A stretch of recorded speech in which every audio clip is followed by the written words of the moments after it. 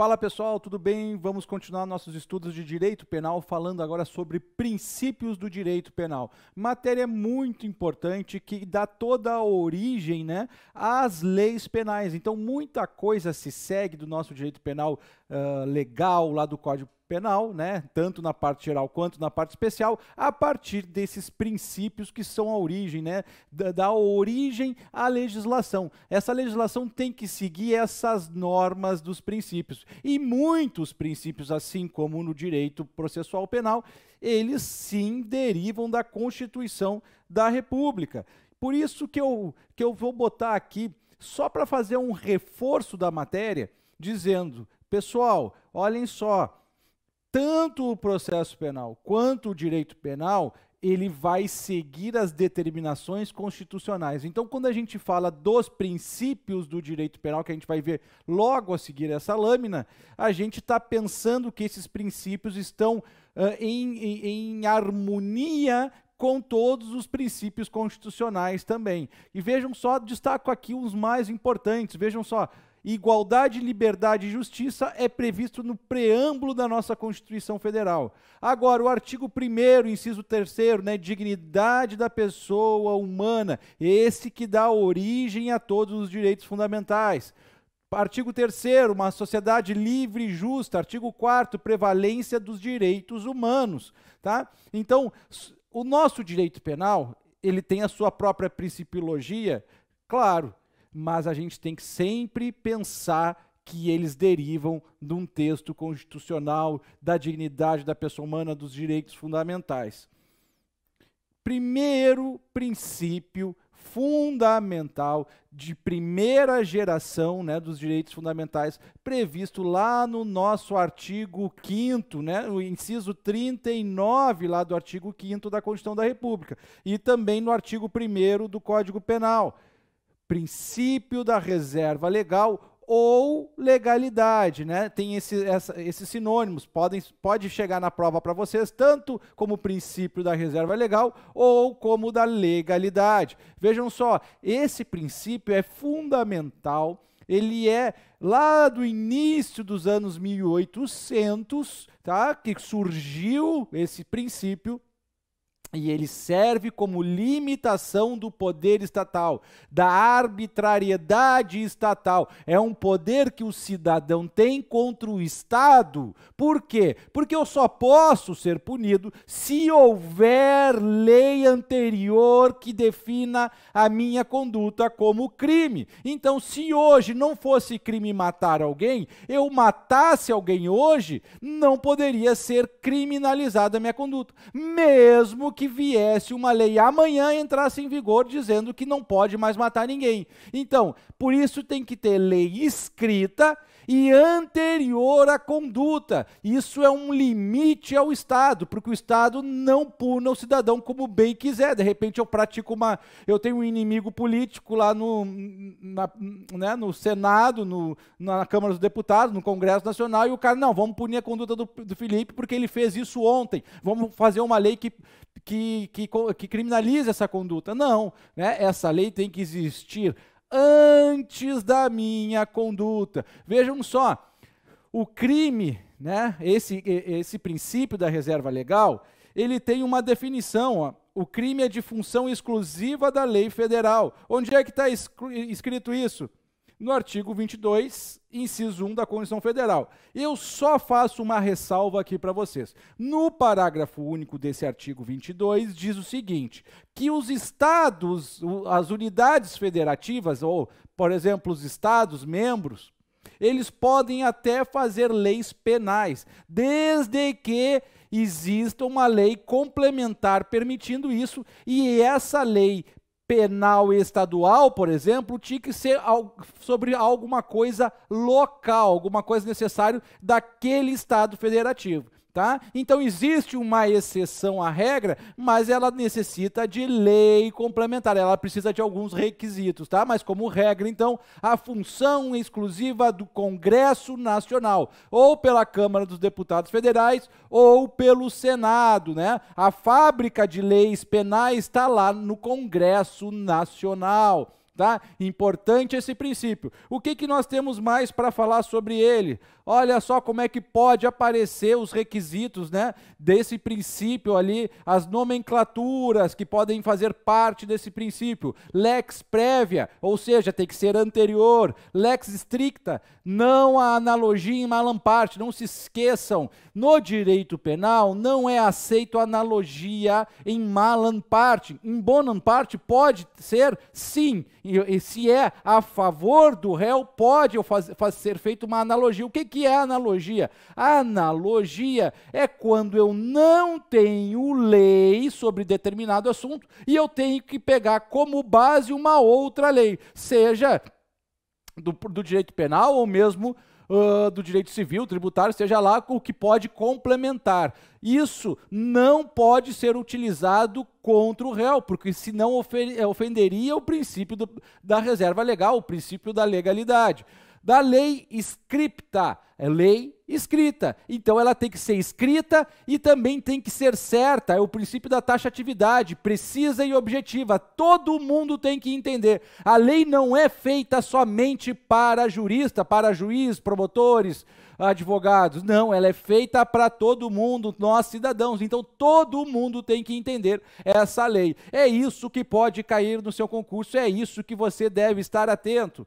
Vamos continuando. Princípio da ofensividade ou lesividade. Ó, não há crime sem ofensa ou exposição a perigo do bem jurídico tutelado. Aqui até faltou, né? Tutelado. Tá bom? Então, necessariamente tem que haver uma ofensa ao bem jurídico tutelado. O que é o bem jurídico tutelado? Vida, patrimônio, integridade física, dignidade sexual, né? Então temos a própria liberdade. Então nós temos diversos bens jurídicos protegidos pelo direito penal. Se essa conduta, que é dividida sobre as suas espécies, ação ou omissão, não ofende um bem jurídico tutelado de outrem, ó, aqui está atrelado ao princípio da alteridade, de outrem, não há crime, né? Bem como isso aqui também serve até para a própria para o próprio surgimento de novos crimes. Por quê? O Congresso Nacional ele tem que analisar, bom, essa conduta que é ofensiva a tal bem jurídico, ele é necessário a proteção jurídica criminal desse bem jurídico aqui, então também serve para isso. Mas o que pode cair na prova de vocês é exatamente isso aqui, ó. Sobre a ofensividade ou lesividade é a alteridade, ou seja, de outra pessoa. Tem que haver ofensa bem jurídica alheio. A autolesão não é punível no Brasil. A exceção evidente de lá no 171 nós temos uma conduta em que eu pratico uma fraude para ganhar dinheiro de seguro. Ou seja, eu mutilo meu dedo, eu tiro fora meu dedo para conquista de seguro. Aí sim essa autolesão pode ser punida, mas não é exatamente a autolesão que é punida, mas o fim especial de agir, que é a conquista do ilícito, da vantagem indevida. Tá bom, pessoal? Vamos continuando aqui. Princípio da insignificância ou bagatela, um dos princípios mais importantes do direito penal, que deve ser sempre muito bem analisado na vida prática por juízes, promotores, advogados. Por quê? Que nem toda ofensa a um bem jurídico, que tenha uma previsão legal, formal, né, uma tipicidade formal na lei, deve ser punida. Então, nesses termos, se eu furtar, subtrair, né, sem violência ou grave ameaça à pessoa, uma caneta Bic de outra pessoa, é furto, é subtração? Está previsto lá no 155? Sim. Tem tipicidade formal? Então tem. Mas então eu tenho que analisar. Mas essa conduta, a conduta do professor Felipe, que subtraiu uma caneta Bic de um outro aluno, de um colega, seja lá de quem for, merece repressão do Estado? Merece que a tipicidade material deve ser colocada e punida? É isso que vai trazer no nosso princípio da insignificância. Quando a ofensividade ao bem jurídico é mínima, não lesa o bem jurídico a ponto de ter a proteção do direito penal, nós podemos excluir a tipicidade material, mesmo havendo ainda a tipicidade formal, que é a própria lei escrita, né, como é o caso do 155 aqui do Código Penal. 6 crimes, quer dizer, até coloco mais um aqui, ó, como um plus, mais 7 crimes, então, que não cabe princípio da bagatela. Tráfico, moeda falsa, crimes contra a administração pública, em crimes de violência ou grave ameaça à pessoa, em crimes de Maria da Penha e também nos crimes de contrabando. Por que que o contrabando não é punido? Não tem a incidência da insignificância? Porque é a tentativa de trazer bens ilícitos, proibidos para dentro do território nacional. Né? Incidência da Maria da Penha é a proteção máxima da mulher, então não cabe princípio da insignificância. Violência, grave ameaça, não cabe.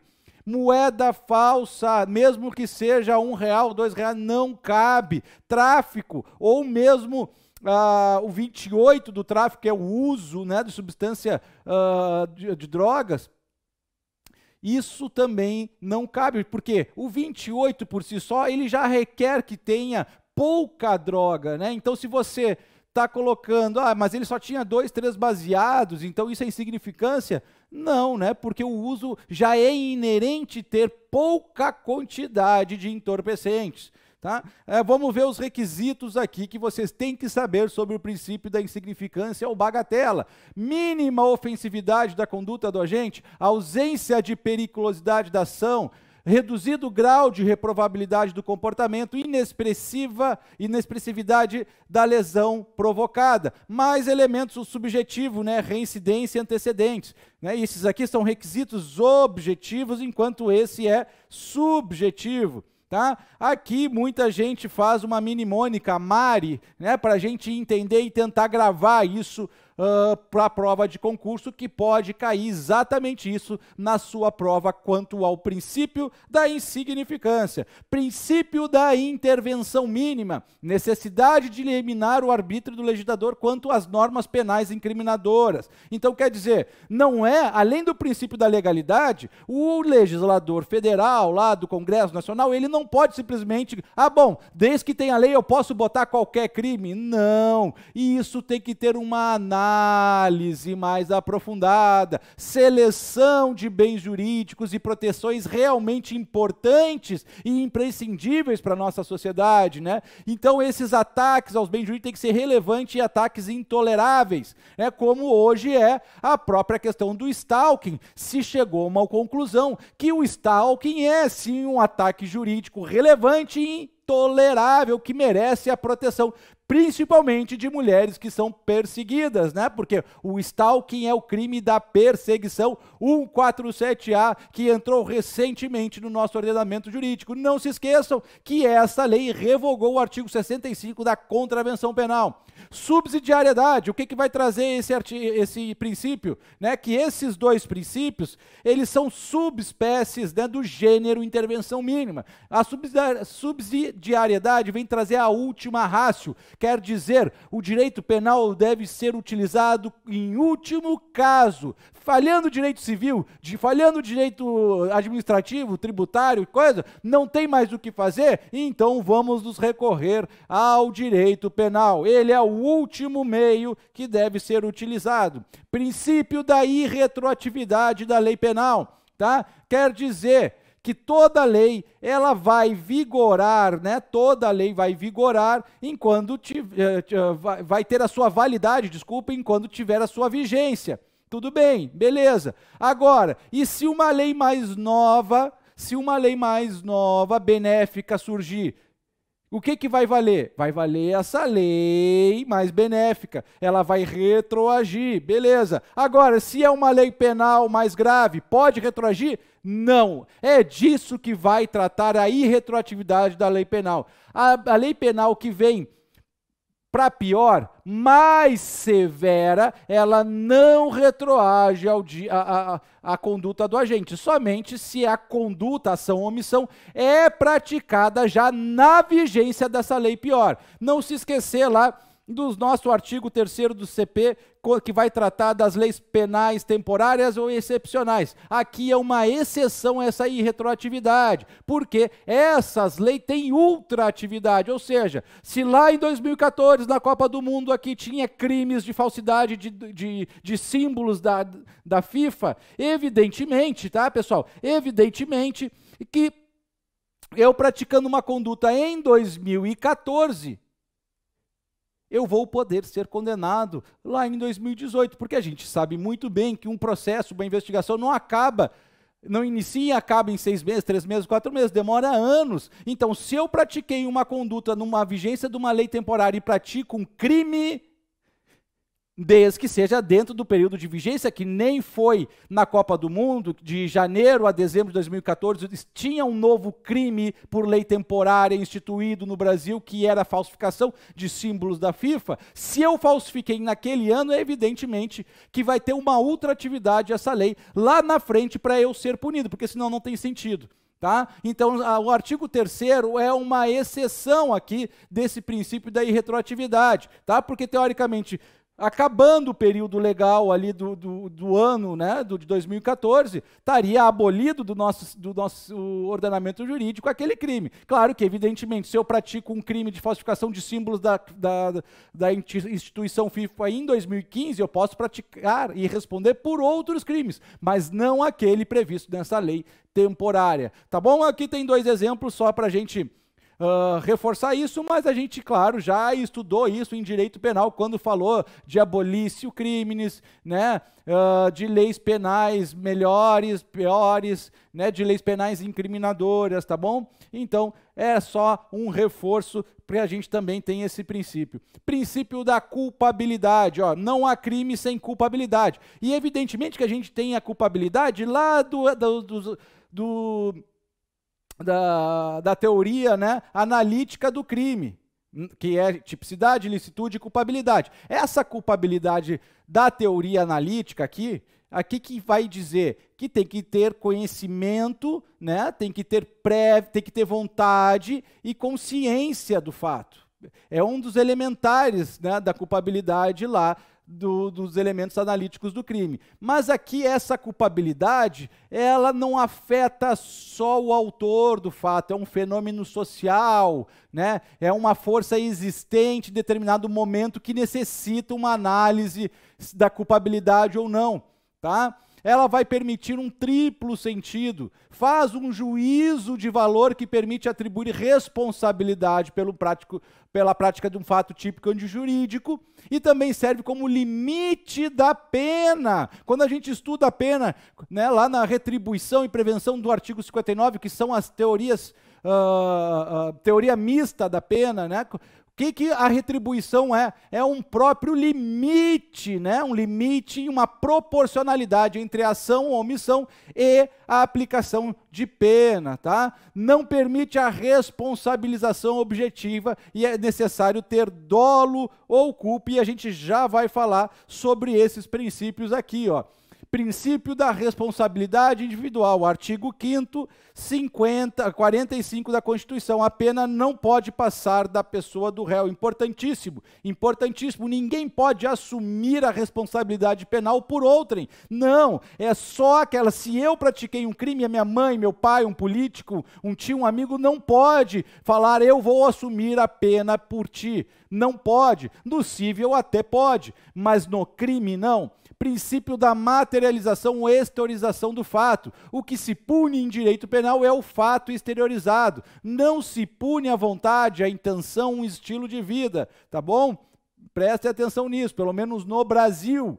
Princípio da responsabilidade subjetiva, que a gente também está atrelado lá no que a gente via da culpabilidade. Tem que haver dolo ou culpa, não existe responsabilidade objetiva no Brasil. Eu só posso ser punido por um crime se eu pratiquei com dolo ou por negligência, imprudência ou imperícia, que são os elementos da culpa. Tá bem, pessoal? Então a gente vai ficando por aqui. Boa sorte no concurso, espero ter ajudado aqui com as aulas de princípios também. Um grande abraço a todos.